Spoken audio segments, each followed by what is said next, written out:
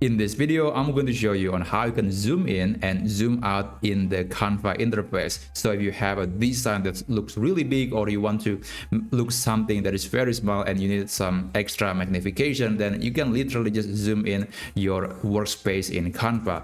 Now, there are 4 methods where you can apply that technique, or where you can zoom in and zoom out in the platform. So the first method is the easiest one, because we are going to be using the keyboard shortcut.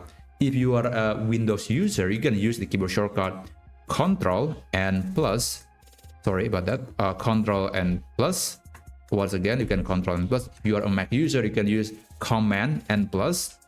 Plus is for zoom in, and minus is for zoom out. You can also use the Control key. You can press and hold the Control or the Command key, and then you can scroll up or scroll down. That's usually a lot quicker, and that's the method that I personally be using. So another method you can try is by using this slider. It's actually very intuitive, and you can specify exactly how much close or how much further apart that you want to see the whole design. And this is something that I think anybody can do easily, because it's just there on the screen. And also you can use this setting. You can select some settings, or you can also just fit, or you can select fill. It really depends on what you are trying to do with your document.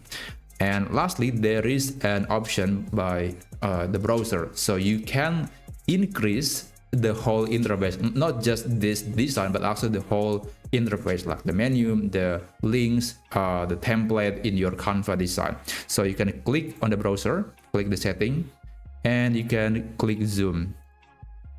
You see that everything is a lot bigger, not just the design, but also everything else. So if you actually have a trouble seeing some tiny items or tiny menu in the Canva interface, then I do recommend using this technique. So anyway, that's how you can zoom in and zoom out in Canva.